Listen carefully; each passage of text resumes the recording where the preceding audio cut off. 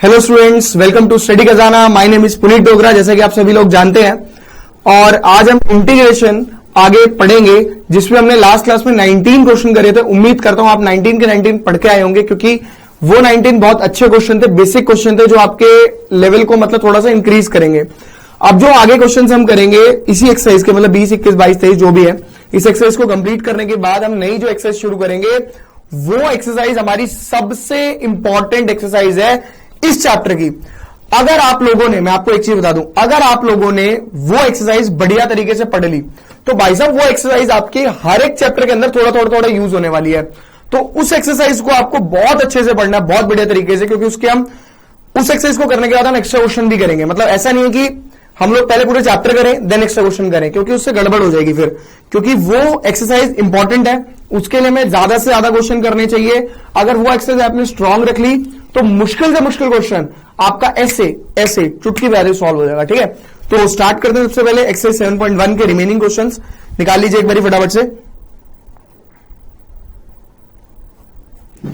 Exercise 7.1 remaining questions. Question number 19 तक हमने किया था बच्चे। क्वेश्चन नंबर 20 देखिए, क्वेश्चन नंबर 20 क्या कहता है, integration of 2 - 3 sin x divide by cos square x। कोई दिक्कत नहीं है, आगे देखिए। 2 - 3 sin x upon cos square x। अब क्या है, हमारे को इसको इंटीग्रेट करना है। मैंने आपको बोला था सबसे पहले तो सिंप्लीफिकेशन इस चैप्टर का नाम होना चाहिए, इंटीग्रेशन नहीं होना चाहिए। चैप्टर ऐसा है, देखिए, integration of 2 upon cos square x dx minus 3 sin x upon cos square x। ऐसे करेंगे, कोई दिक्कत तो नहीं है। अलग अलग कर दिया, क्यों भाई, u बाई v तो लग ही नहीं सकता, सिंपल सी बात है, यही सिखाया था मैंने। अब यार 2 अपॉन cos स्क्वायर x को मैं ऐसा करता हूं, मैंने 10th क्लास में पढ़ा था, 2 secant स्क्वायर x माइनस 3 को बाहर निकाला, 3 को बाहर निकाला, साइन बाय cos क्या हो गया, tan, और 1 बाय cos क्या हो गया, secant। ऐसे लिख सकता हूं, ठीक है। 2 को फिर बाहर किया, integration of secant square x।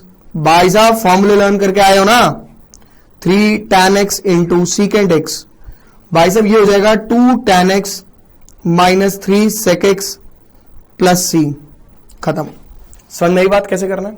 Easy question, नकली क्वेश्चन, कॉपी कर सकते हैं। नेक्स्ट क्वेश्चन हमारा, the anti derivative of root x plus 1 upon root x. आराम से निकालेंगे, कोई दिक्कत नहीं। ऑप्शन दे रखे हैं, ऑप्शन की हमें नीड नहीं है, बड़ा ठीक है, कोई दिक्कत नहीं। पहले आप लिख लो,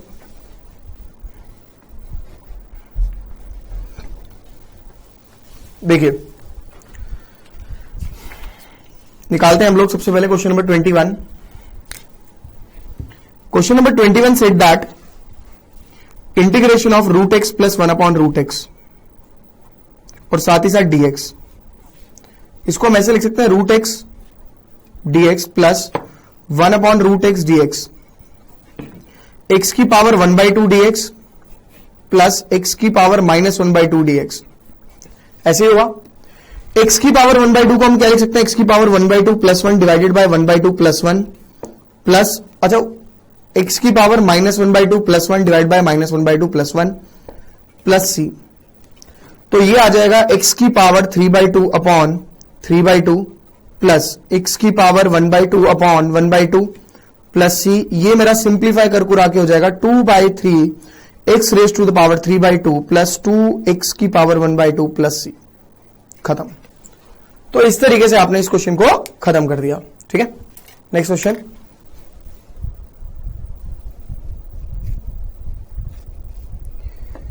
next question, question number 22, d by d x f x is equal to this, then find f2 is equal to 0। जो भी है पहले आप इसे लिखो, फिर मैं बताता हूं कैसे करना है।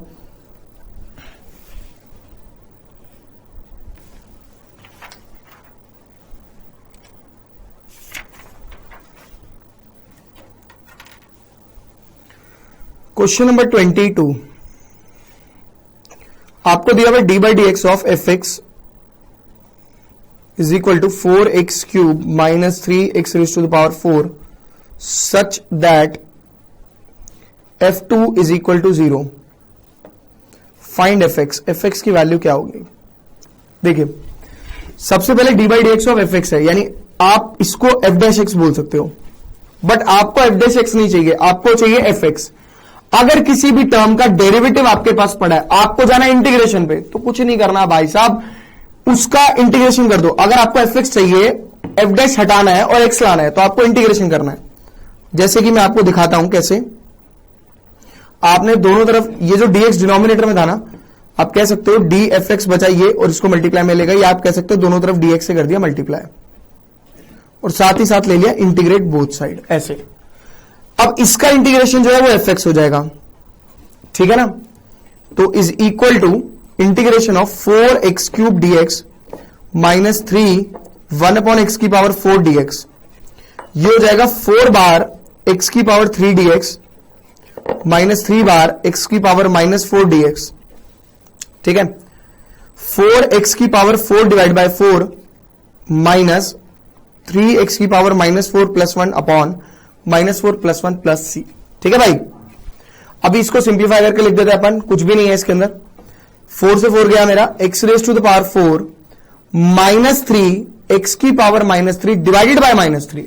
समझ आई बात? क्यों भाई? Minus 4 plus 1 is what? Minus 3 then plus c। भाई साहब ये कट कुटा के हो जाता है हमारा बच बुचा के x की पावर माइनस 3 प्लस c, खत्म, फिनिश दैट। बट क्वेश्चन में क्या बोला है? Such that f2 equal to 0। पहले आप इसे लिख लो, मैं नेक्स्ट पेज पे से करने वाला हूं, कोई दिक्कत नहीं है, बड़ा आसान सा क्वेश्चन है। f2 इक्वल टू 0, ये हमारा fx निकला है, ठीक है।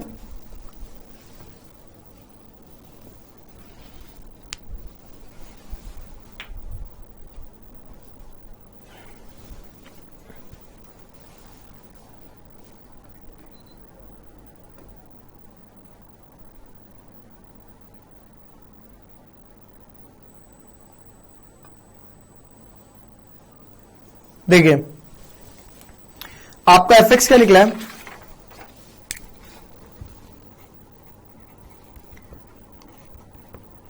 ये निकला है ना।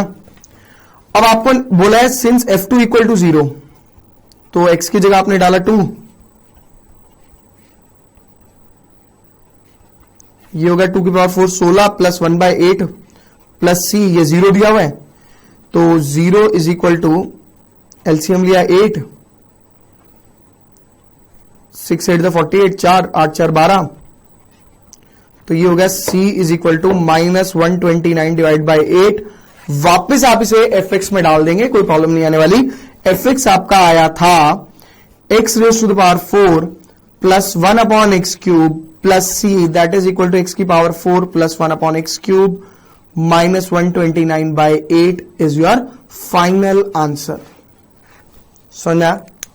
क्वेश्चन आ सकता है सर एक मार्क्स में, अच्छा क्वेश्चन है, ठीक है। नेक्स्ट पे आते हैं। Next exercise is substitution exercise 7.2। एक बार 7.2 निकाल लेंगे।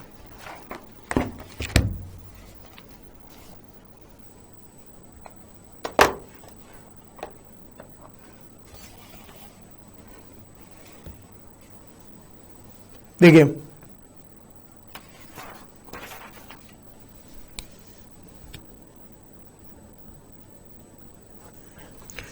इस एक्सरसाइज का नाम सब्स्टिट्यूशन एक्सरसाइज, सब्स्टिट्यूशन एक्सरसाइज। यार एक बात बताओ, what is the meaning of substitution? Substitution का मतलब होता है सब्स्टिट्यूट करना। सब्स्टिट्यूट का मतलब एक चीज को हटा के दूसरी चीज को लाना। फॉर एग्जाम्पल अगर मैं क्रिकेट मैच की बात करूं, आपने देखा होगा कि क्रिकेट मैच में क्या होता है भाई, क्रिकेट मैच में 11 बंदों की एक टीम होती है। होता क्या उसमें से, आपने सुना होगा सब्स्टिट्यूट प्लेयर है भाई। सब्स्टिट्यूट में क्या करता है, एक प्लेयर बाहर जाता है, उसकी जगह फील्डिंग पर दूसरा आ जाता है, उसकी जगह पर दूसरा आ जाता है, वो नहीं रहता फील्ड पर, ठीक है ना, वो नहीं रहता। सब्स्टिट्यूशन भी ऐसा ही कुछ काम करता है, सब्स्टिट्यूट करता है, किसी टर्म को सब्स्टिट्यूट करेगा और उसकी जगह खुद आ जाएगा। अब ये ऐसा कब करता है? देखिए ऐसा करने के लिए दो बातों का होना बहुत जरूरी है। बात नंबर 1 यानी पॉइंट नंबर 1 ये कहता है कि सबसे पहले तो जिस चीज को आपको हटाना है वो चीज कॉम्प्लिकेटेड होनी चाहिए। अब कॉम्प्लिकेटेड कैसे, वो भी मैं क्वेश्चन दिखा के आपको बता दूंगा। दूसरा पॉइंट नंबर 2, उसका डेरिवेटिव प्रेजेंट होना चाहिए। दोनों पॉइंट डिस्कस कर रहा हूं। पॉइंट नंबर 1, सबसे पहले जो भी टर्म है उसका आप वो कॉम्प्लिकेटेड होनी चाहिए, उसका डेरिवेटिव भी प्रेजेंट होना चाहिए। ये दो पॉइंट मोस्ट इंपॉर्टेंट पॉइंट है, ये ध्यान रखिएगा, ठीक है। जैसे कि मैं आपको क्वेश्चन बताता हूं, लाइक आपका फर्स्ट क्वेश्चन ही जो है लिखना नहीं है, समझना है पहले इसको। 2x upon 1 plus x square. अब आपके पास u बाई वी तो अवेलेबल नहीं है, अलग कर नहीं सकते। क्यों नहीं कर सकते? बिकॉज बच्चे क्या गलती करते हैं, बच्चे ये गलती करते हैं 2x upon 1 plus x square को अलग अलग करके ऐसे लिखने की कोशिश करते हैं 2x upon 1 plus 2x upon x square. भाई साहब डिनोमिनेटर कब स्प्लिट होता हुआ हमने पढ़ा? हमने तो कभी नहीं पढ़ा। तो ये तो गलत होता है, ठीक है। अलग अलग अगर ये न्यूमरेटर में होता तो मैं अलग अलग कर देता, कोई प्रॉब्लम नहीं थी। अब यहां पे आप देखें तो आपकी जो टर्म कॉम्प्लिकेटेड है वो है 1 plus x square. This is the complicated term. क्या उसका डेरिवेटिव, इसका डेरिवेटिव क्या होगा? 1 प्लस 2x स्क्वायर का डेरिवेटिव क्या होगा? 1 प्लस 2x स्क्वायर का डेरिवेटिव होगा 2x। क्या वो डेरिवेटिव न्यूमरेटर में प्रेजेंट है? यस सर, प्रेजेंट तो है। ऐसा केस हमारा सब्स्टिट्यूशन का केस होता है, ये चीज ध्यान रखनी है। और एक एग्जांपल से समझ में नहीं आया, कम से कम 4-5 क्वेश्चन में कराऊंगा, उसके बाद आपको समझ में आना शुरू होगा।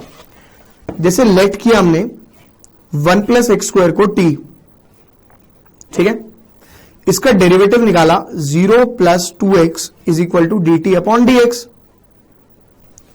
तो आप कह सकते हो dt is equal to 2x dx। आपने क्या किया, इस 2x dx की जगह पर रख दिया dt और 1 प्लस एक्स स्क्वायर की जगह रख दिया t। कितना आराम से छोटा सा इंटीग्रेशन है अपने पास। अपन ने पढ़ा था dx upon x that is equal to log mod x plus c। तो यहां पे भी ऐसे ही बन जाएगा log mod t plus c। But this is not our final answer, because आपको एक चीज पता होनी चाहिए कि ये जो t है, क्वेश्चन आपका x के रिस्पेक्ट में, आंसर t के रिस्पेक्ट में आ रहा है, भाई बड़ी नाइंसाफी है, यहां काम हो जाता है खराब। तो t की वैल्यू क्या है? 1 प्लस एक्स स्क्वायर। आप डाल देंगे log 1 plus x square plus c। This is your final answer. आगे बात समझ में कैसे करना है? कॉम्प्लिकेटेड टर्म को लेट करना है, उसका डेरिवेटिव प्रेजेंट होना चाहिए, ये चीज ध्यान रखना है, ठीक है। कॉपी कर सकते हो, फिर मैं आपको 1-2 क्वेश्चन और बताता हूं।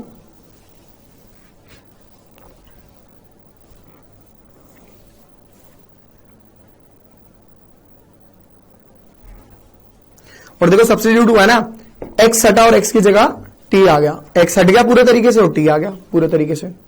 इसको बोलते हैं सब्स्टिट्यूशन मेथड।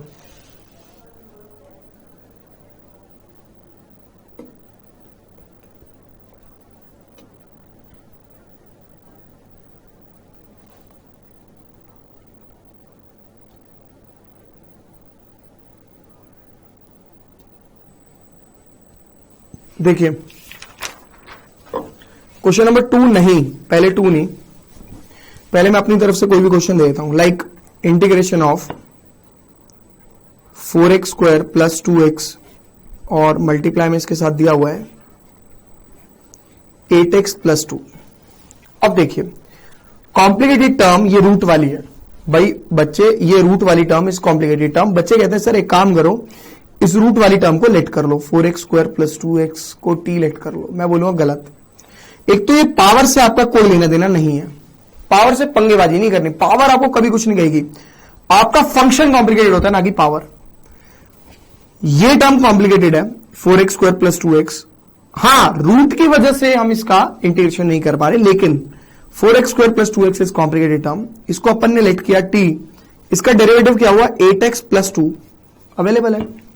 लेट किया मैंने 4x square plus 2x is equal to t, इसका डेरिवेटिव हुआ 8x plus 2 is equal to D T upon D x और 8x प्लस 2 dx बराबर dt।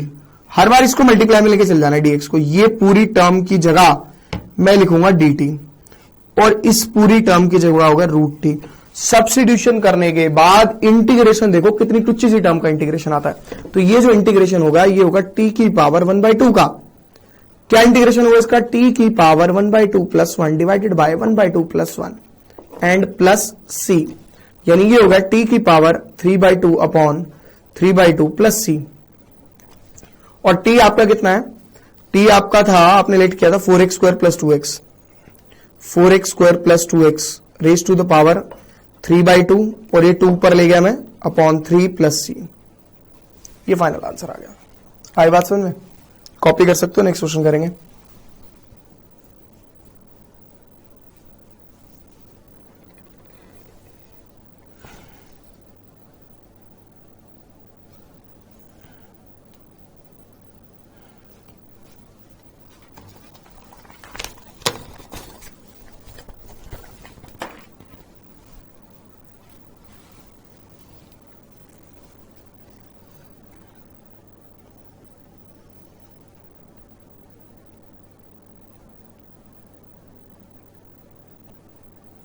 नेक्स्ट एनसीईआरटी के क्वेश्चन पे आ जाएंगे।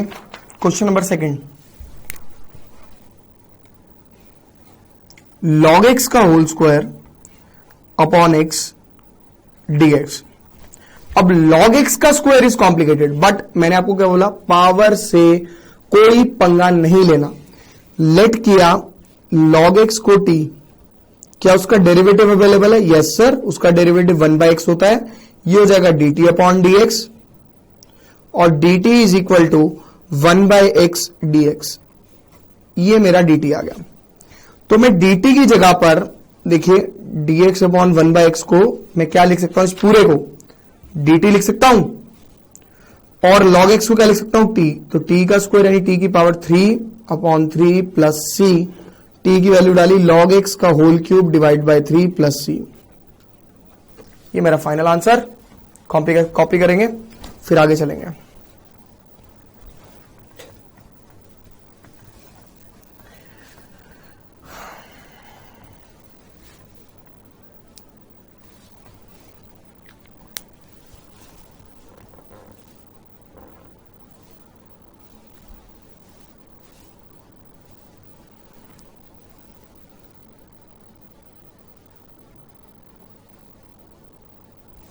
देखिए क्वेश्चन नंबर थर्ड,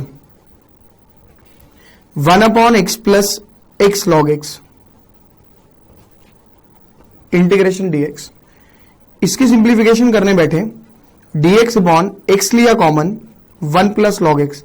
आप लोग ना कॉपी मत किया करो मेरे साथ साथ, मैं आपको ये बात पहले भी कह चुका हूं, पहले समझो फिर करना। अभी ये बचा d x upon x 1 plus log x. अब यार ये कॉम्प्लिकेटेड टर्म क्या है, 1 प्लस लॉग एक्स, इसका डेरिवेटिव क्या है 1/x, तो 1 अपॉन एक्स तो अवेलेबल ही है, क्या प्रॉब्लम है। तो let 1 plus log x is equal to t, तो 0 plus 1/x is equal to D T upon D x, और 1/x dx is equal to D t. यानी आप कह सकते हो, ऐसे 1 लगाया मैंने, 1/x dx को मैं dt लिख सकता हूं डिवाइडेड बाय t। आधे से ज्यादा बच्चे इस dt को डिनोमिनेटर में लिख देते हैं, गलत है। क्यों लिखते हो आप? इसकी वजह से लिख देते हो 1/x की। अरे इस पूरे की वैल्यू dx अपॉन x की वैल्यू dt है ना, तो न्यूमिनेटर में तो आएगी, dx अपॉन x की जगह पर dt आ जाएगा। dt वैसे भी कभी डिनोमिनेटर में नहीं आ सकता। ये होता है log mod t plus c, और log t की वैल्यू क्या होती है मेरी, t की वैल्यू थी 1 plus log x plus c। ठीक है, please write down. Question number 4 करने वाले हैं इसके बाद।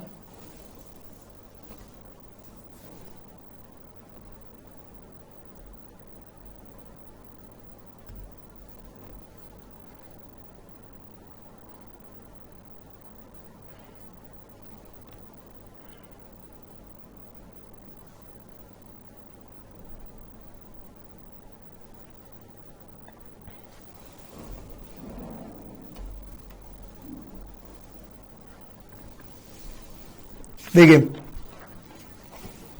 Question number 4, sine x into sine cos x.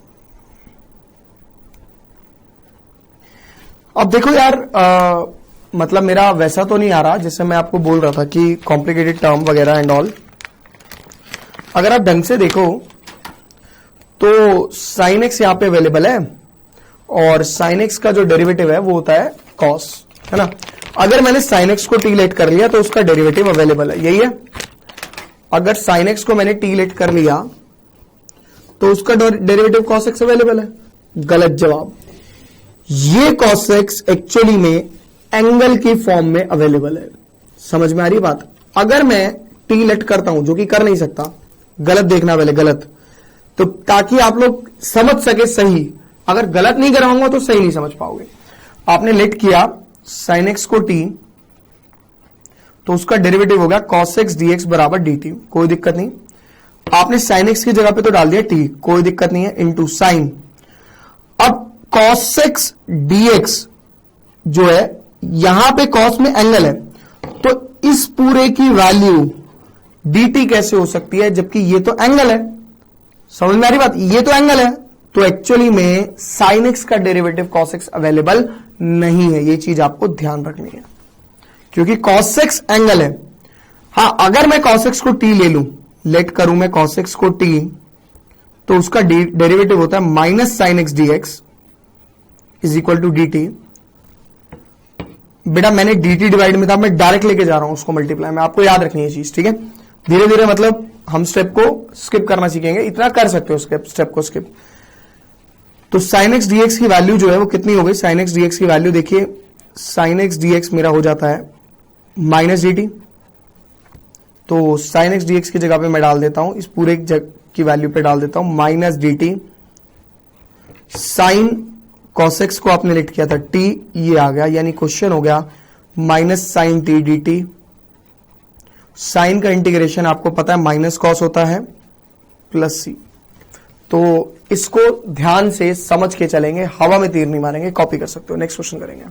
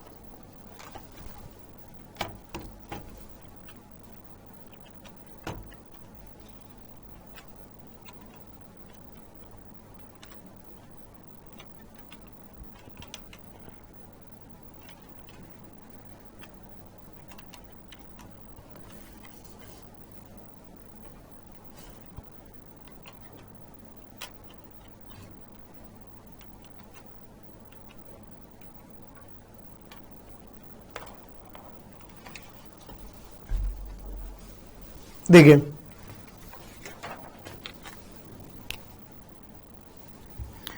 Question number 5, integration of sine A X plus B into में cos A X plus B D X. होता क्या है इसमें, बच्चे को बोला जाता है कि साइन का डेरिवेटिव कॉस अवेलेबल है और कॉस का डेरिवेटिव साइन अवेलेबल है, एक को लेट करो तो दूसरा आ जाएगा। मैं बिल्कुल सही मानता हूं, बट जरूरी नहीं है कि हर एक क्वेश्चन में सब्स्टिट्यूशन मेथड लगाया जाए। कई क्वेश्चन अपने यहां से भी सॉल्व हो सकते हैं, दिमाग से भी सॉल्व किए जा सकते हैं। आपको पता है इसके अंदर साइन 2 थीटा का फॉर्मूला बन जाएगा अगर यहां पर 2 आ जाए तो। ये 2 sign A X plus B into में cos A X plus B. भाई साहब 2 sine theta into cos theta, शायद साइन 2 थीटा होता है, 2 से डिवाइड 2 से मल्टीप्लाई, ऐसे लिख सकता हूं। अब आप देखिए साइन का डेरिवेटिव डायरेक्ट होता है कॉस माइनस में, बट मैंने आपको क्या सिखाया हुआ है, मैंने आपको सिखाया अगर आप इंटीग्रेशन कर रहे हो, सॉरी गलती से डेरिवेटिव बोला था पीछे मैंने, साइन 2ax प्लस बी का इंटीग्रेशन होता है माइनस कॉस। अगर आप इंटीग्रेशन कर रहे हो तो according to the chain rule इस पार्ट का डेरिवेटिव होगा, इस पार्ट का डेरिवेटिव क्या होगा, 2 बार a 2a, आप करके देख लेना 2a आएगा और डेरिवेटिव जो है वो डिनोमिनेटर में लिखा जाएगा, यही सिखाया था। तो आंसर बन जाएगा -1/4a cos 2ax plus B plus C. पीछे आंसर अगर कुछ और दे रखा है साइन वगैरह के रिस्पेक्ट में तो cos 2 थीटा का आप फॉर्मूला लगा लीजिए, आपका आंसर आ जाएगा। लेकिन यहां तक भी आपको पूरे नंबर मिलने वाले हैं, क्योंकि एग्जाम में कहीं लिखा हुआ नहीं आएगा कि आप साइन का फॉर्मूला लगाइए, कैसे भी करें। आंसर मैच कराने वाली बात कर रहा हूं मैं आपसे, अगर करना चाहते हो तो, बट कोई नीड नहीं है, ठीक है, कॉपी कर सकते हो। और इंटीग्रेशन में वैसे मेरा more than 1 answers are possible, integration में हमेशा एक या एक से ज्यादा आंसर पॉसिबल हो सकते हैं। कॉपी कर लीजिए। नेक्स्ट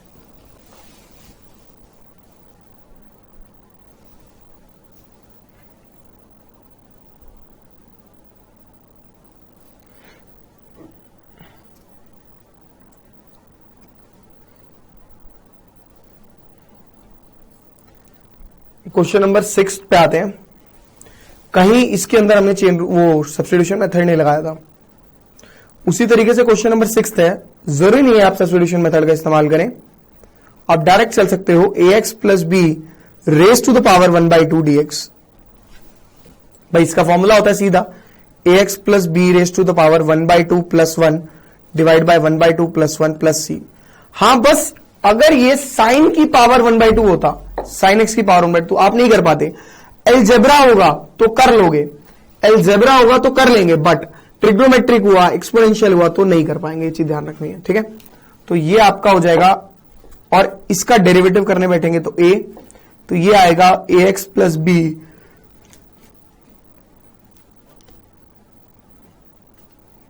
ये हो जाएगा 2/3 करके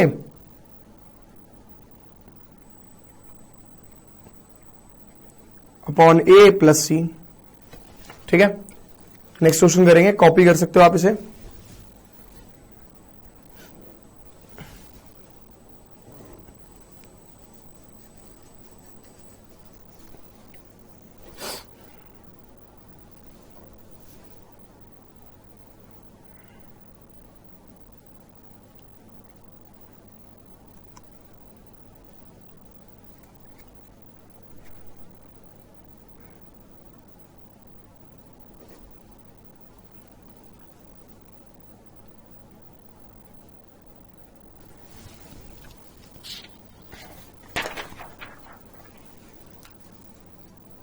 देखिए next question, question number 7, x root x plus 2।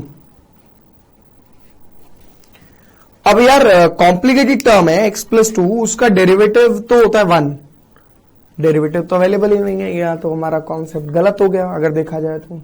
Derivative है, देखिए कैसे, आपने लेट किया एक्स प्लस 2 को t, इसका डेरिवेटिव हुआ 1 is equal to D T upon D x, और D T is equal to D x. तो dx को मैंने लिख दिया D T root T into X. इसका इंटीग्रेशन भगवान भी नहीं आके कर सकता, मैं ये भी बता दूं भाई साहब। x है और इधर t है, दो वेरिएबल का एक फंक्शन के रिस्पेक्ट में इंटीग्रेशन कभी जिंदगी में पॉसिबल नहीं है। हां, अगर वेरिएबल एक हो जाए तो हम ऐसे हम ही करते, भगवान की तो जरूरत ही नहीं उस केस में। देखिए x का इंटीग्रेशन कैसे होगा, x is equal to t minus 2, क्योंकि आपको वेरिएबल एक ही फॉर्म में रखना है, या तो t की फॉर्म में या फिर x की फॉर्म में। जैसे कि अगर विराट कोहली बाहर जाता है और उसकी जगह कोई भी फील्डर फील्डिंग करने आ रहा है, तो दोनों के दोनों वो फील्डिंग नहीं कर सकते, क्योंकि वो उसकी जगह है, सब्स्टिट्यूशन है। विराट और वो फील्डिंग नहीं कर सकते, मतलब 12 लोग थोड़ी खेल सकते हैं। तो इसी तरीके से यहां पे भी ऐसा ही होता है। तो आप डाल देंगे x की जगह पर t minus 2 into root t d t. अब आप देख सकते हो कि आपका क्वेश्चन पूरा का पूरा t की फॉर्म में प्रेजेंट है। पहले तो इस रूट टी को अंदर लेके जाएंगे, पिछली एक्सरसाइज में हम ऐसे क्वेश्चन कर चुके हैं, -2 रूट टी और यहां पे dt और यहां पे dt, ठीक है ना भाई। अब पहले इसको सिंप्लीफाई कर दो, t की पावर 1 प्लस 1/2, कैसे, रूट टी था ना इसलिए, और इसको t की पावर 1/2 dt, ठीक है। ये हो जाएगा t की पावर 3/2 dt माइनस 2 t की पावर 1/2 dt। ये हो जाएगा t की power 3/2 plus 1 divide bye 3/2 plus 1 minus 2 t की power 1/2 plus 1 upon 1/2 plus 1 plus c, ठीक है। इसे मैं नेक्स्ट पेज पे आगे कंप्लीट करूंगा, पहले आप लिख लो एक बारी, जगह नहीं है इधर।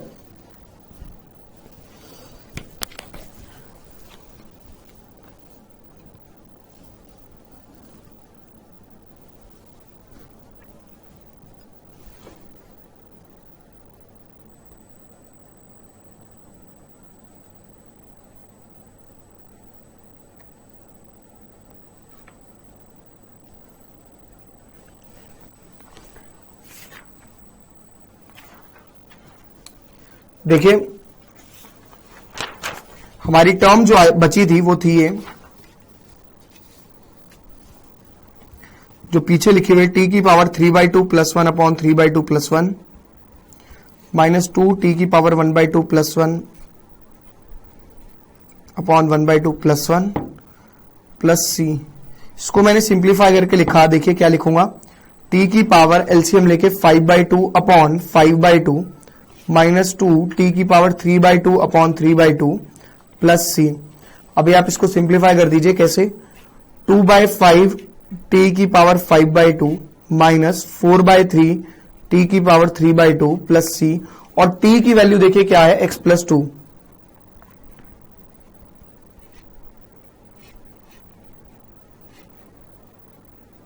ठीक है ना, ये आपका आंसर आ गया। कॉपी कर सकते हो आप इसे। नेक्स्ट क्वेश्चन पे चलेंगे उसके बाद।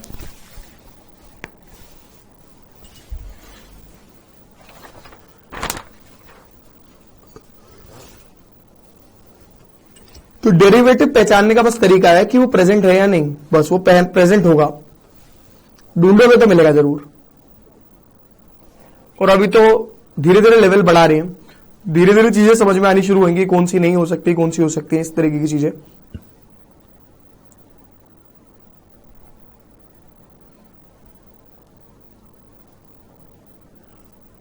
देखिए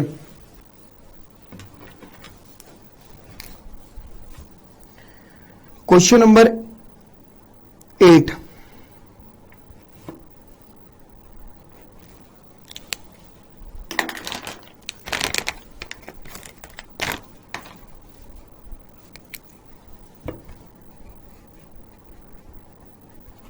x root under 1 + 2x² dx। ठीक है ना। अब इसके अंदर मैं क्या करूंगा, सबसे पहले आपको कॉम्प्लिकेटेड टर्म ये दिख रही है, इसको मैं लेट करा 1 + 2x² को मैंने लेट किया t, तो इसका डेरिवेटिव हो गया 4x = dt/dx। तो dt हो जाता है मेरा 4x dx, है ना। dt मेरा 4x dx हो गया, लेकिन यहां पर तो dx है और x है, सर यहां पे हो गई प्रॉब्लम, और यहां पे 4x dx है। देखिए 4x dx और x dx में सिर्फ 4 का फर्क है। 4 इज कांस्टेंट, कांस्टेंट और नेगेटिव कभी भी आपको कुछ नहीं कहता, आराम से निकल जाओ। कैसे, आप x dx की वैल्यू निकालो तो क्या आएगी, dt/4।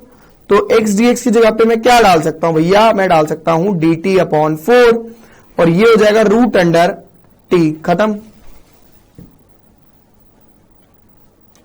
तो 1/4 तो कांस्टेंट है बाहर, इसलिए कांस्टेंट परेशान नहीं करता, क्योंकि उसने बाहर निकल जाना है। तो कभी भी घबराओ मत कि क्या उसका डेरिवेटिव प्रेजेंट है, नहीं, आप करके देखो, अवेलेबल होगा। थोड़ा सा इधर उधर आपको करना पड़ सकता है, बस इससे ऊपर कुछ नहीं हो सकता। 1/4 t की power 1/2 + 1 divided bye 1/2 + 1 plus c, ये हो जाएगा 1/4 t⁻³ 3/2 अपॉन 3/2, 2 1 2 2 प्लस c, ये कट पिटा के हमारा हो जाता है लास्ट में 1/6 t की पावर 3/2 प्लस c, और t मैंने लिख किया था 1 + 2x²। तो 1/6 t की जगह पर 1 + 2x² 3/2 प्लस c। समझ में आया, कॉपी कर सकते हो आप। नेक्स्ट क्वेश्चन करेंगे।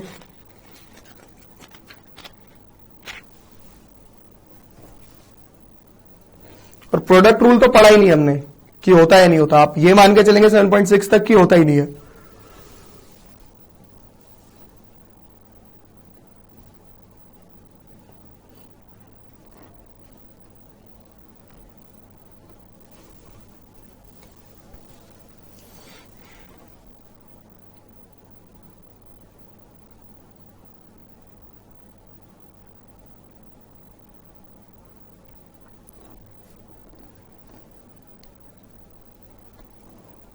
देखिए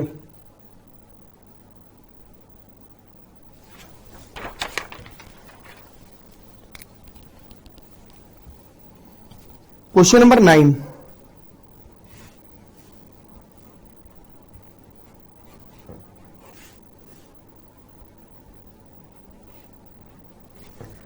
भाई ये है कॉम्प्लिकेटेड टर्म, इसको लेट करेंगे तो डेरिवेटिव आना चाहिए। डेरिवेटिव से पहले मैंने इसमें से 2 कॉमन निकाल लिया, भाई कॉमन आ रहा था मैंने निकाल लिया।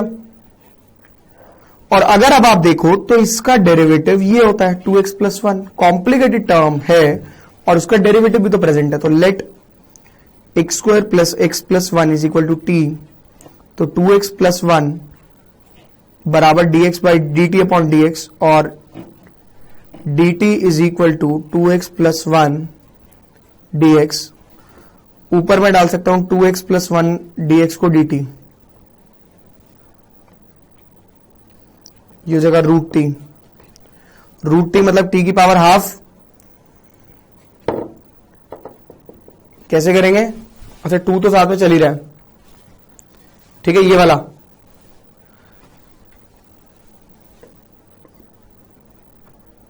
1/2 plus 1 divide by 1/2 plus 1 plus C, T raise to power 3/2 upon 3/2 plus C, T की पावर 3/2 प्लस सी, टी मतलब X square plus X plus 1 plus C, और ये 3/2 खत्म। ये फाइनल आंसर आ गया, कॉपी कर सकते हो। नेक्स्ट क्वेश्चन पे चलेंगे।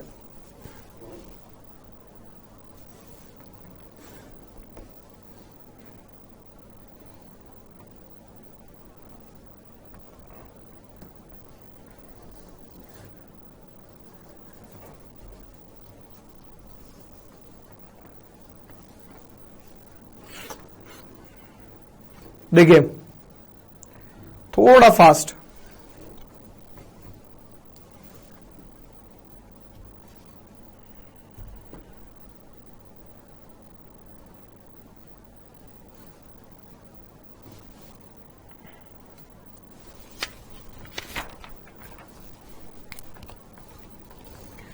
क्वेश्चन नंबर 10, ये dx upon x minus root x. अब देखो एक चीज क्लियर है यहां पे कि ये रूट एक्स है, ये एक्स है, कॉम्प्लिकेटेड टर्म रूट एक्स है, रूट एक्स का डेरिवेटिव 1/2 रूट एक्स होता है, फायदा कुछ हुआ नहीं। कैसे करें कैसे करें कैसे करें? देखो बड़ा सिंपल सा फंडा है, पहले तो सिंप्लीफाई किया करो। सिंप्लीफाई हो तो रहा है, रूट एक्स को कॉमन लिया, क्या बचेगा? Root x minus 1। अब दिखने में कॉम्प्लिकेटेड ये लग रही है, रूट एक्स माइनस 1, इसका डेरिवेटिव क्या होगा? देखो अगर हम कांस्टेंट को साथ में लेके चलते हैं ना तो वो जीरो ही बन जाएगा, तो बड़ी टर्म को भी छोटा कर देगा, चुद्दू सा इतना सा कर देगा। तो हमें वही करना है, हमें उसे चिद्दा सा कर देना है ताकि हम इजीली उसे हम कैलकुलेट कर सकें। अब रूट एक्स माइनस 1 का derivative 1/2 root x is equal to D T upon D x. तो भैया ये डी टी हमारा हो जाता है 2 मल्टीप्लाई में ले गया 1 upon root X D X, ठीक है ना। तो D X upon root X की वैल्यू मैंने डाल दी, D X upon root X की वैल्यू मैंने डाल दी 2 D T divided by root x minus 1 को टी लिया, 2 बार log mod T plus C. Answer 2 log T की वैल्यू क्या है? Root x minus 1 plus C. आगे समझ में कैसे करना है? बहुत आसान था, ठीक है, कॉपी कर सकते हो।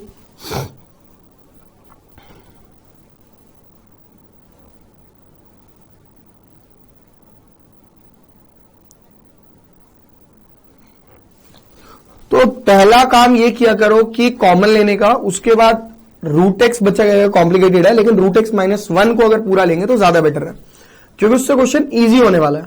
ये चीज ध्यान रखिएगा। इजी कैसे होएगा कि 1 का डेरिवेटिव 0 होता है, तो कांस्टेंट को भगा दो, 0 कर दो उसको, ताकि और छोटा हो जाए।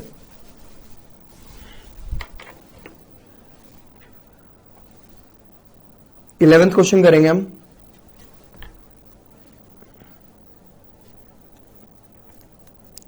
इलेवेंथ क्वेश्चन जो है आपका क्वेश्चन नंबर 7 की तरह है, थोड़ा थोड़ा, ठीक है ना।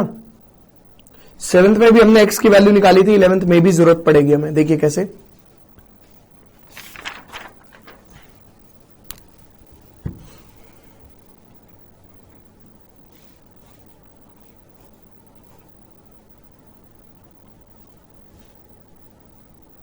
सबसे पहले तो एक्स इज ग्रेटर देन 0 का क्या मतलब है? एक्स इज ग्रेटर देन 0 का मतलब है कि एक्स नेगेटिव नहीं हो सकता। क्यों? अगर एक्स नेगेटिव होता, सपोज -5, तो रूट अंडर आयोटा हो जाता, जिसका इंटीग्रेशन आप लोग कभी जिंदगी में नहीं कर पाओगे, ठीक है ना।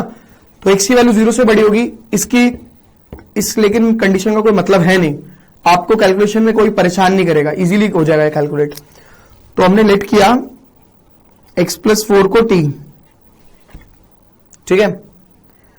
अभी अपन ने इसका डेरिवेटिव मारा तो डेरिवेटिव आया 1 is equal to D T upon D x, और D T is equal to D x. तो dx की जगह तो मैंने रख दिया dt, रूट अंडर टी। अब यहां पे पड़ गया पंगा, क्योंकि वेरिएबल x और t दोनों है, x t कर ही नहीं सकते। ऐसे केस में आपको क्या बताया था मैंने? x की वैल्यू निकाल लो, t-4, तो ऊपर आपने डाला t-4 divided by root T.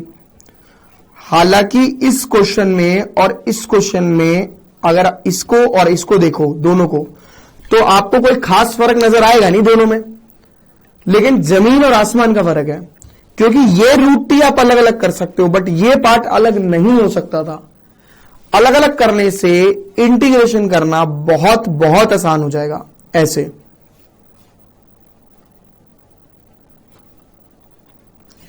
Root से कैंसिल आउट किया, ये बचेगा रूट टी, यानी मैं से टी की पावर 1/2 dt लिख सकता हूं, माइनस 4 टी की पावर -1/2 dt प्लस सी। ओ सी कहां से, इंटीग्रेशन थोड़ी कर दिया अभी। टी की power 1/2 plus 1 upon 1/2 plus 1 minus 4 T की power -1/2 plus 1 upon -1/2 plus 1 plus C. ठीक है ना। टी की पावर 3/2 अपॉन 3/2, ठीक है, टी की पावर 3/2 अपॉन 3/2 माइनस 4 टी की पावर 1/2 अपॉन 1/2 प्लस सी। अगले स्टेप में आप लोग बस टी की वैल्यू डाल देंगे, सिंप्लीफाई तो ये हो ही चुका है। ये रिड्यूस नहीं होगा, ये 8 आएगा, मल्टीप्लाई में जाएगा ये, क्योंकि नीचे वाली टर्म तो ऊपर चली जाती है ना। ठीक है, तो इसे आप खुद कंप्लीट करेंगे और टी की वैल्यू डाल देंगे x+4 लास्ट में। पहले 13th question, 14th question, 12th अभी नहीं कर रहे, पहले 13, 14 करेंगे। 13, 14 एंड 17 पहले ये तीनों क्वेश्चन करेंगे, उसके बाद हम आएंगे 12th पे। ठीक है,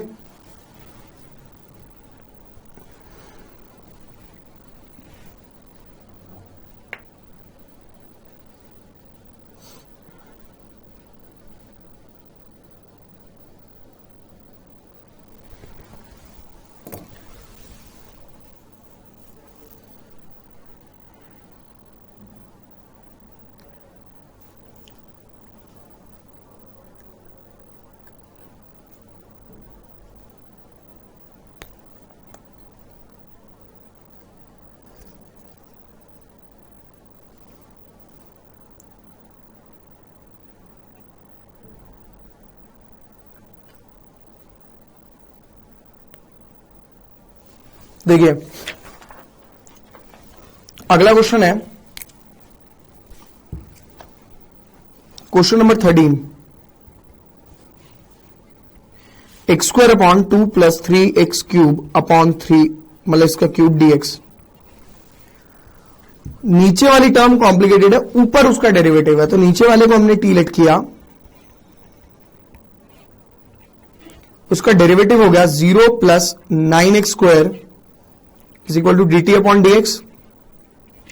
तो dt हमारा हो जाता है 9x² dx और x² dx हो जाता है हमारा dt अपॉन 9। ठीक है ना, dt अपॉन 9 और x² dx मतलब हम लिख सकते हैं dt अपॉन 9 अपॉन t की पावर 3। कांस्टेंट परेशान नहीं करता तो 9 आ गया था, कॉम्प्लिकेटेड टर्म को हमने t लेट किया था।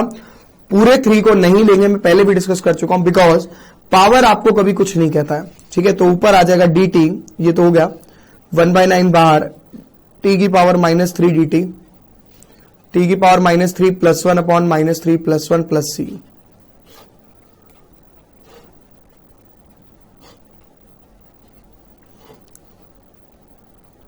ऐसे, और t की वैल्यू क्या है 2 + 3x³ का square plus c। Answer copy कर लो।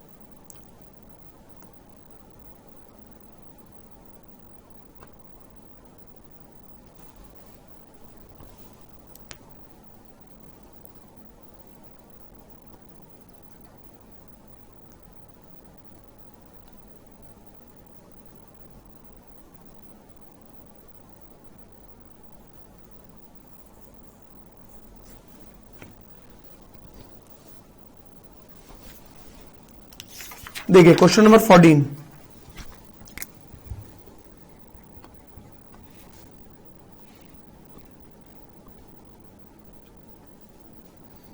क्वेश्चन नंबर 14 है 1/x log x raised to the power m। Where x is greater than 0 and m is not equal to 1, m की वैल्यू 1 या 1 से कम या ज्यादा हो सकती है, कोई प्रॉब्लम नहीं है। हमारे लिए कॉम्प्लिकेटेड टर्म log x है, log x की पावर m नहीं लेनी, पावर आपको कभी कुछ नहीं कहती, पावर आपको कभी परेशान नहीं करती, ये डिस्कस हम पहले भी कर चुके हैं। तो log x को हम लेंगे t, तो log x को हमने लिया t, उसका डेरिवेटिव हो गया 1 upon x is equal to D T upon D x, तो 1 upon x D x is equal to D T. तो 1 अपॉन एक्स डी एक्स को मैंने डाल दिया D T divided by T की पावर m, इसको मैं लिख सकता हूं टी की power minus M D T, तो ये टी की power minus M plus 1 divided by minus M plus 1 plus C, तो टी मेरा हो गया log x raise to the power minus M plus 1 upon minus M plus 1 plus C. ठीक है ना, कॉपी कर लीजिए, नेक्स्ट पेज पे नया क्वेश्चन करेंगे।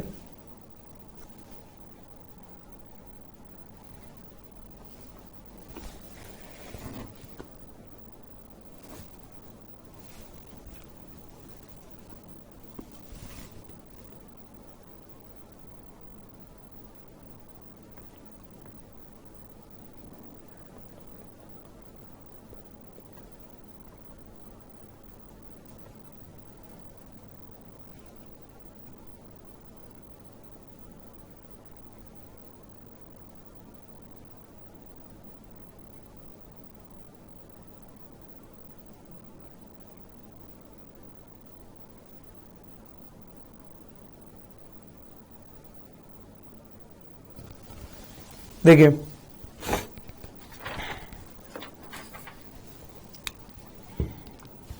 क्वेश्चन नंबर 15,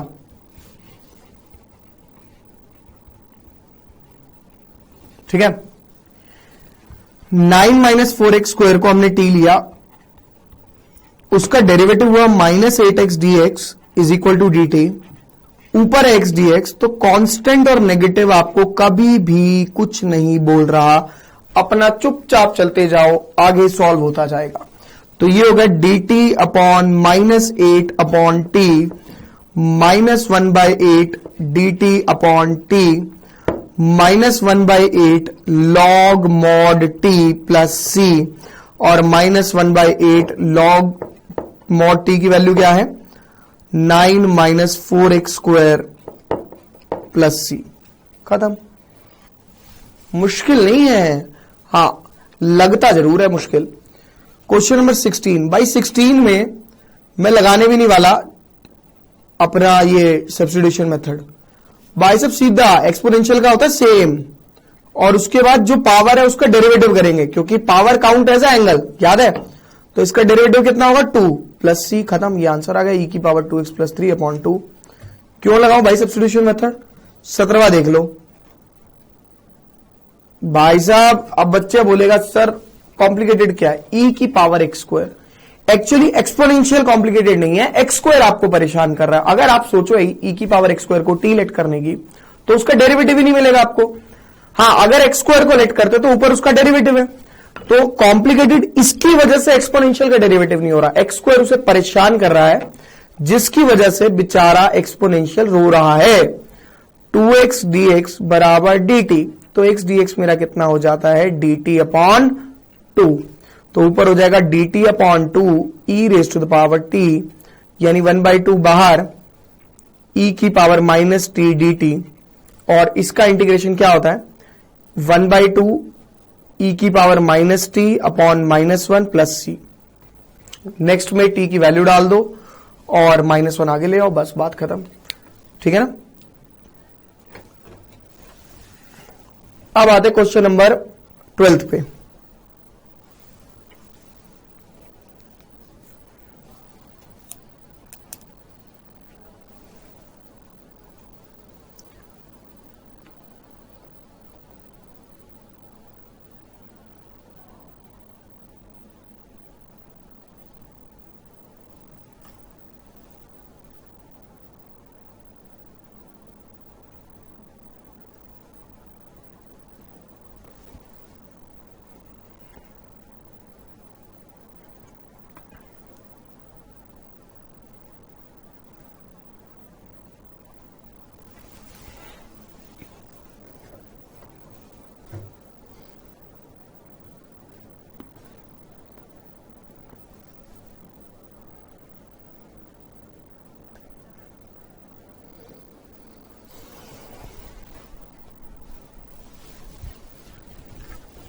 देखिए क्वेश्चन नंबर 12,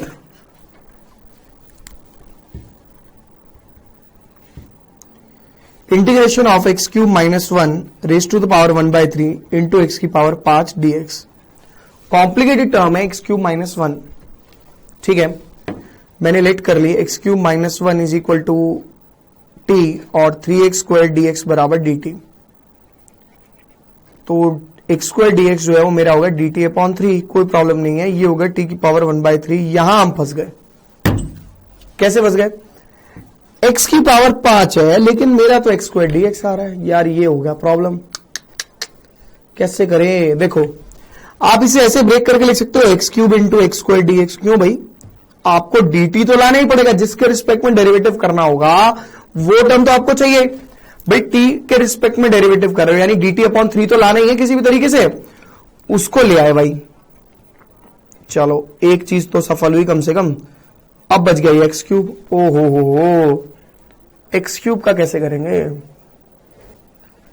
एक्स क्यूब का डेरिवेटिव कैसे होगा, है ना?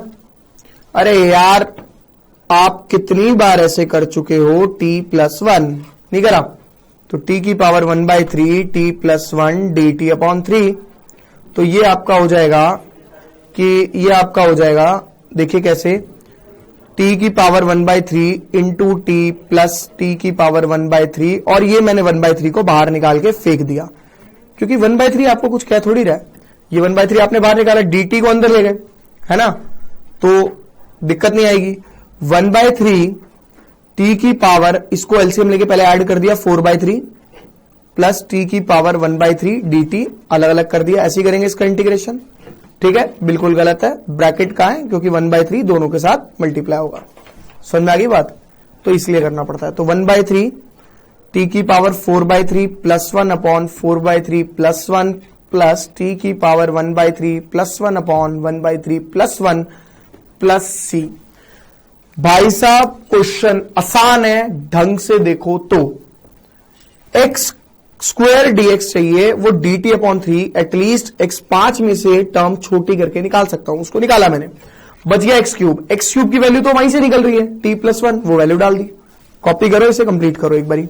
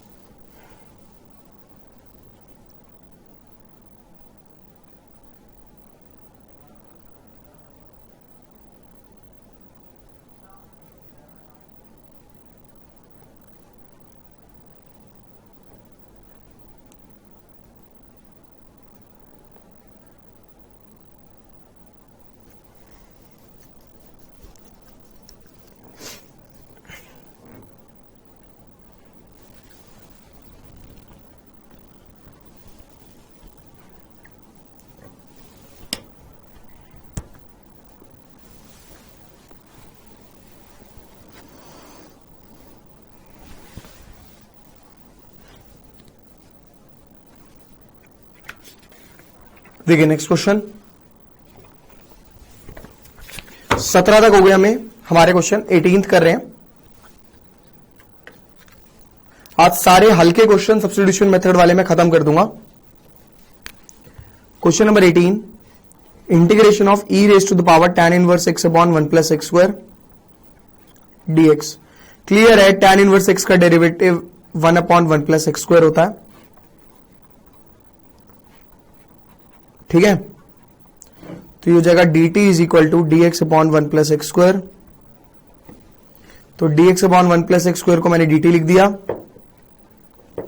e की पावर t। e की पावर t का क्या होता है? e की power t plus c। e की पावर t मतलब tan inverse x plus c। Next question, question number 19 नहीं करना, पहले 20th करना है, ठीक है।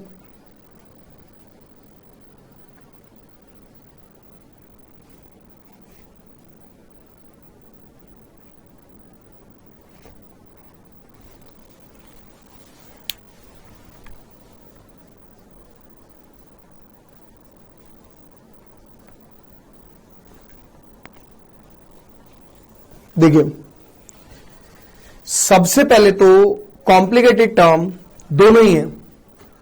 ऊपर वाले का डेरिवेटिव नीचे प्रेजेंट है, नीचे वाले का डेरिवेटिव ऊपर प्रेजेंट है, लेकिन मैं ऊपर वाले को टी लेट नहीं कर सकता। बिकॉज क्यों? सबसे पहले देखो, नीचे वाले को टी लेट करके ऊपर उसका डेरिवेटिव आ रहा है, उसको कर सकते हैं। ऊपर वाले से नीचे वाला उसका डेरिवेटिव आ रहा है। मेरे को कैसे पता लगा नीचे वाले को लेट नहीं करना? उसके लिए अगर आप जब तक गलत सॉल्यूशन नहीं देखेंगे तब तक आपको सही आंसर पता नहीं लगेगा। जैसे कि आपने लेट किया ऊपर वाले को टी करा, इसका डेरिवेटिव क्या हुआ? e की power 2x into 2 minus e raise to the power minus 2x into minus 2। Derivative कर दिया ना भाई, तो ये आ गया e की power 2x into 2 plus 2 e raise to the power minus 2x dt upon dx। 2 को मैंने ले लिया common, e raise to the power 2x plus e raise to the power minus 2x is equal to dt upon dx। अगले step में मैं dx को multiply में 2 को डिवाइड में, e raise to the power 2x plus e की power minus 2x dx is equal to dt upon 2। ये आ गया। क्या आप ये वैल्यू पुट कर सकते हो? बच्चे कहेंगे हाँ बेटा, बिल्कुल भी नहीं कर सकते आप ये वैल्यू पुट, क्योंकि dx अपॉन में ये टर्म दे रखी है और जो आपकी वैल्यू आ रही है वो आ रही है dx मल्टीप्लाई में ये टर्म। कैसे पुट कर दोगे वैल्यू को? ये हो जाएगा आपका क्वेश्चन खराब, आप नहीं कर सकते। उससे बचने का तरीका देखिए क्या है। मैंने आपको समझाया कि रॉन्ग क्यों हुआ ये क्वेश्चन, क्योंकि दो टर्म मल्टीप्लाई हो रही हैं और यहां पे दो टर्म डिवाइड हो रही हैं, तो वैल्यू कैसे डल जाएगी? dt upon 2। ऐसे क्वेश्चन में हमेशा डिनोमिनेटर को लेट करो ताकि न्यूमरेटर वाला पार्ट आए। देखिए कैसे, अगर मैं डिनोमिनेटर को लेट करता, राइट आंसर देखेंगे। अब आप इसका पहले क्वेश्चन को मैं दोबारा लिखूंगा।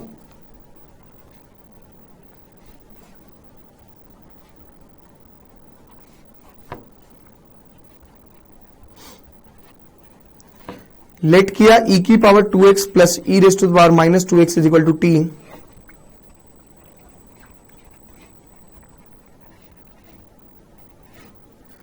dt अपॉन dx, ये हो जाएगा e की power 2x into 2 minus e raise to the power minus 2x into 2, क्योंकि ये 2 में ले गया ना, नेगेटिव ले गया ना इसका। फिर से 2 को कॉमन,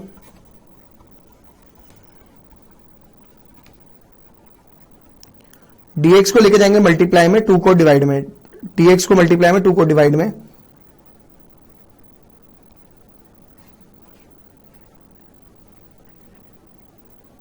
ठीक है। अब देखिए जो ऊपर वाला पार्ट है नेगेटिव वाला, वो आपका वैसे ही आ गया, यानी ये हो जाएगा dt अपॉन टी। नीचे तो आपने टी लेट किया ही है, dt अपॉन 2 एक्चुअली है ना, 1/2 बाहर dt अपॉन टी। सिर्फ इतनी सी प्रॉब्लम थी, और इतनी सी प्रॉब्लम, ये सिर्फ प्रॉब्लम नहीं है, बहुत बड़ी प्रॉब्लम है। अब आप वैल्यू डाल देंगे एक्सपोनेंशियल की। एक्सपोनेंशियल की वैल्यू क्या है? लॉग e की पावर 2x प्लस e की power minus 2x mod mod mod not bracket plus c। खत्म। कॉपी कर सकते हो, नेक्स्ट क्वेश्चन करेंगे। 20 के बाद पहले 22, 23, देन 21। अभी 19 तो होल्ड पे डाल देंगे, 19 तो बहुत बाद में होगा, शायद नेक्स्ट क्लास में, क्योंकि मैंने बोला आज पहले हल्के क्वेश्चन डिस्कस करूंगा।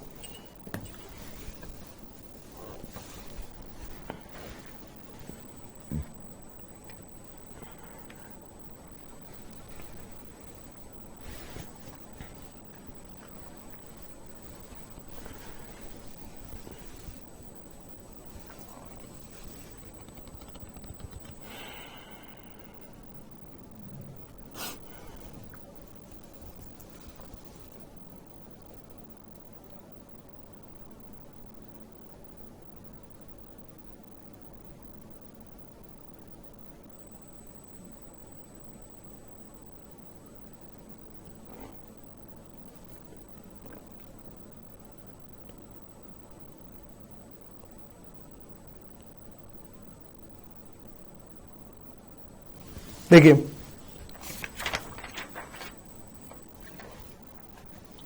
Question number 22, secant square 7 minus 4x dx। जिन क्वेश्चंस में मैंने आपको बोला था चेन रूल के अकॉर्डिंग हो जाएगी, जैसे ये है, इसका डायरेक्ट हो गया, सीकेंड स्क्वायर का होता है tan, फिर इसका डेरिवेटिव करेंगे, इसका डेरिवेटिव कितना आएगा -4, मल्टीप्लाई में आएगा, डिवाइड में लिखेंगे, बात खत्म, ये आंसर आ गया। लेकिन मैंने आपको उन क्वेश्चंस के सब्स्टिट्यूशन वाले मेथड नहीं बताए, तो इसको समझ लो, वो भी आपके ऐसे ही होंगे। जो इसका सेकंड मेथड अगर आपको सब्स्टिट्यूशन का इस्तेमाल करना हो तो आपने लेट किया 7 माइनस 4x को t, तो इसका डेरिवेटिव होगा 7 minus 4 is equal to dt upon dx, और dx is equal to dt upon -4। तो dx की जगह पे आपने डाला dt upon -4 secant square t, ऐसे ही करेंगे, 1 बाय -4 आ जाएगा बाहर, सीकेंड स्क्वायर t dt अपना जो है इसकी वैल्यू हो गई क्या, tan t, और -1/4 प्लस c। अब t आपने क्या लिट किया था, इधर एक बार देख लेंगे, -1/4 tan t आपने लिट किया था 7 माइनस 4x, और प्लस c। इसमें और इस आंसर में कोई फर्क नहीं है, लेकिन दोनों मेथड समझने जरूरी हैं। ये मेथड अप्लाई इसलिए नहीं करवा रहा था, 1 मार्क्स वाला क्वेश्चन है, बड़ा काफी लेंदी हो जाता है, बट देखो एक स्टेप में आंसर आ रहा है, कोई दिक्कत ही नहीं अपने को, है ना, कॉपी कर सकते हो। नेक्स्ट क्वेश्चन करेंगे हम इसके बाद।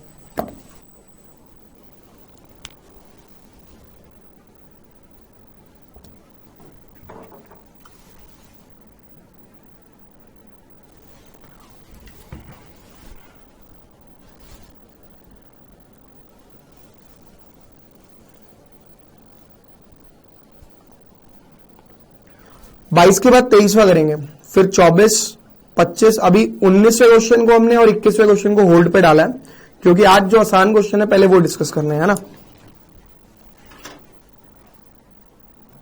देखिए question number 23, sine inverse x upon root under 1 minus x square dx। Let किया साइन इनवर्स x को t, डेरिवेटिव हो गया ये, तो आपका dt क्या हो जाता है, dx upon root under 1 minus x square, इसकी वैल्यू क्या हो गई dt, साइन इनवर्स x की जगह क्या हो गया t square by 2 plus c। Value डालते हैं, t की वैल्यू क्या है, t की वैल्यू है साइन इनवर्स x का square upon 2 plus c। Answer आया समझ में।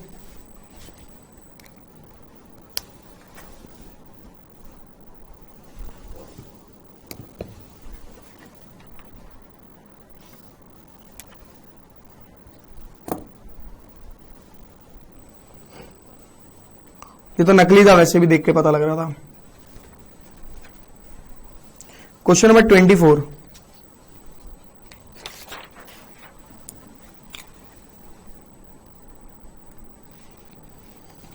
Integration of 2 cos x minus 3 sin x divided by 6 cos x plus 4 sin x dx। सबसे पहले तो नीचे से ले लो 2 को कॉमन, बच गया 2 cos x minus 3 sin x divided by 2 common लिया ना, 3 cos x plus 4 sin x। इस क्वेश्चन में और क्वेश्चन नंबर 20 में कोई खास फर्क नहीं है। न्यूमरेटर को टीलेट करोगे डिनोमिनेटर आ रहा है, डिनोमिनेटर को टीलेट करोगे न्यूमरेटर आ रहा है। आपको डिनोमिनेटर से न्यूमरेटर की तरफ जाना होता है, तो आप नीचे वाले को लेट करेंगे, क्योंकि मैं आपको बता चुका हूं ऐसे केस में गलती होती है आपकी अगर आपने न्यूमरेटर को लेट किया। न्यूमरेटर तो आपको लाना होता है dx के साथ मल्टीप्लाई में, इसलिए बोल रहा हूं। कॉस का हो गया माइनस साइन, साइन का हो गया कॉस,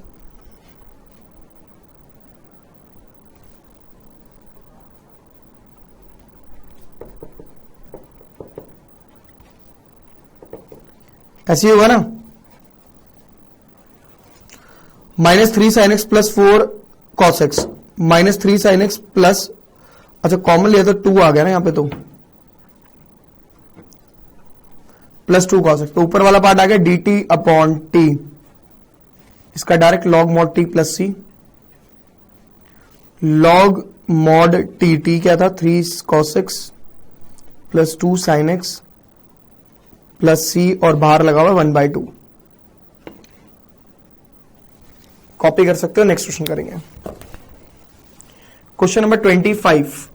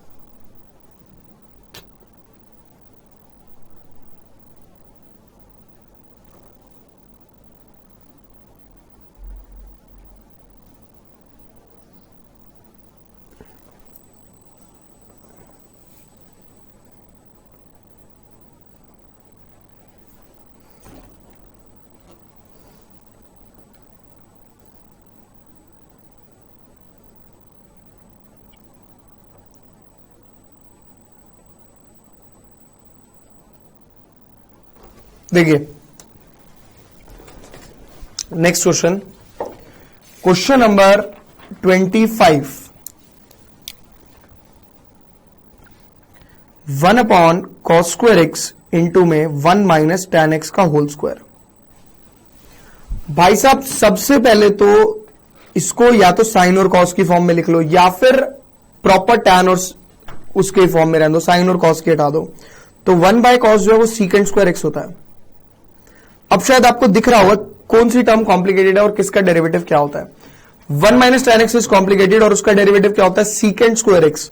तो लेट किया 1 minus tan x is equal to t minus secant square x D x is equal to D T. तो सीकेंड स्क्वायर एक्स को मैंने लेट कर लिया था, तो ये ऊपर हो जाएगा minus d T upon t का स्क्वायर माइनस बाहर टी की power minus 2 D T.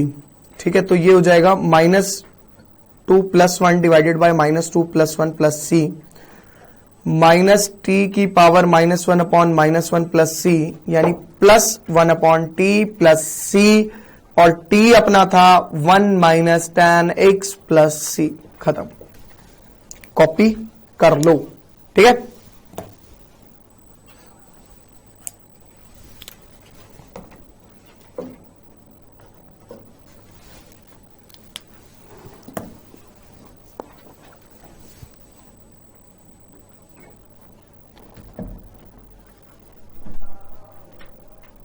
Glass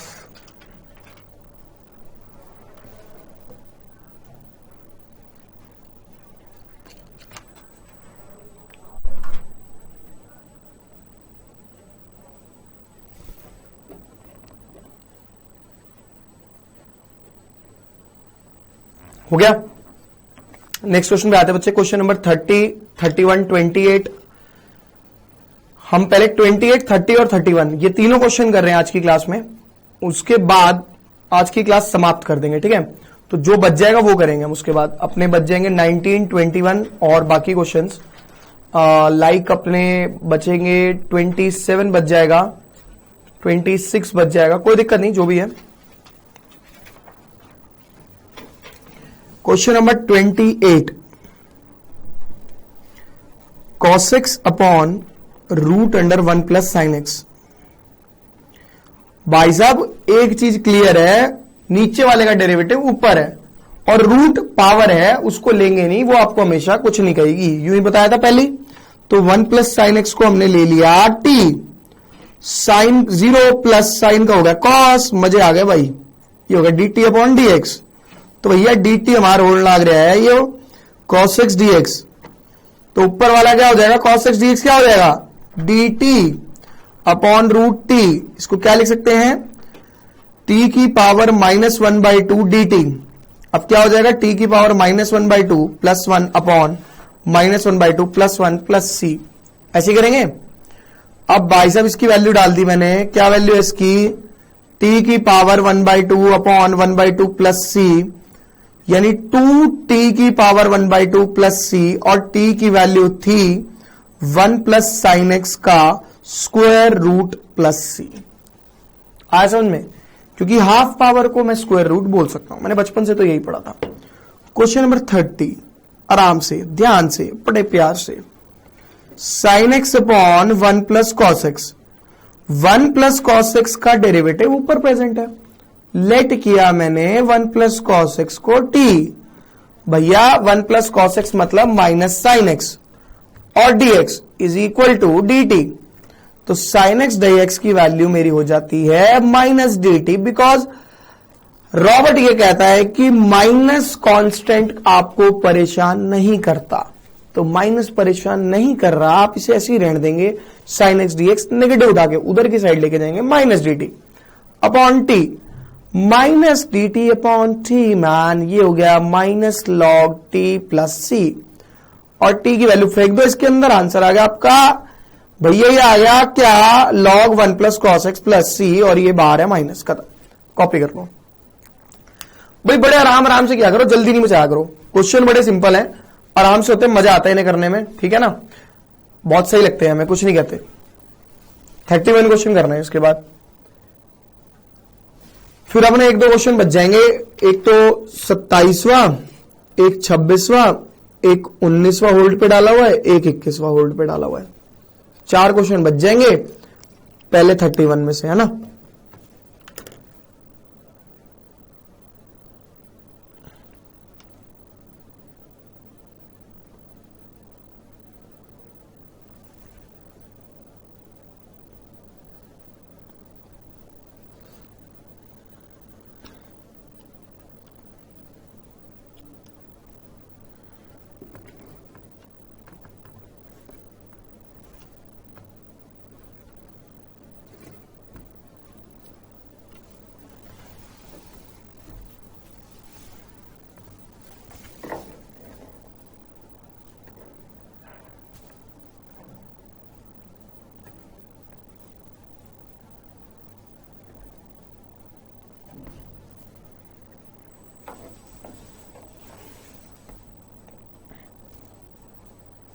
लिख लिया?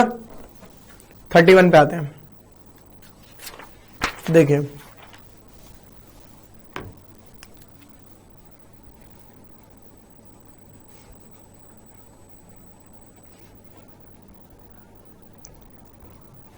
दिख गया आंसर? कैसे करना है? मुश्किल काम क्या है? 1 प्लस कॉस एक्स, लेट किया 1 plus cos x is equal to t, derivative क्या हुआ ऐसे,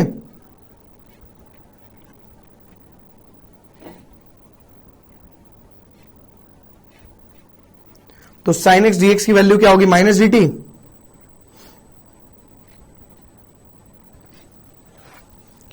तो ऊपर मैं वैल्यू डाल दूंगा साइन एक्स डीएक्स की माइनस डी टी,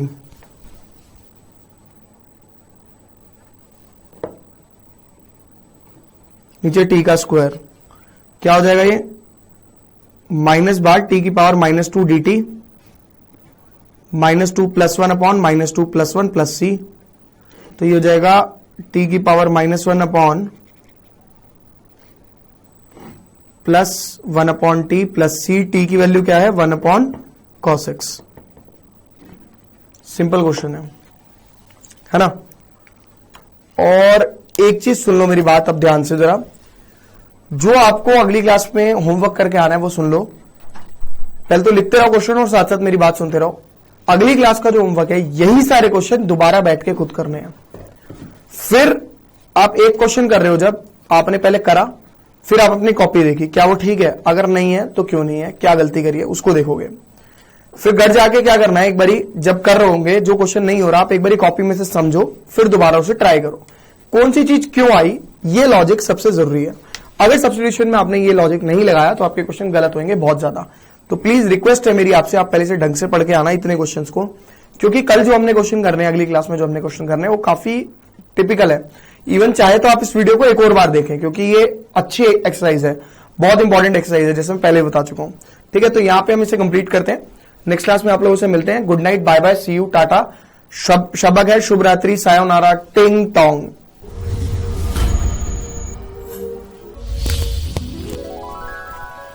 हैं।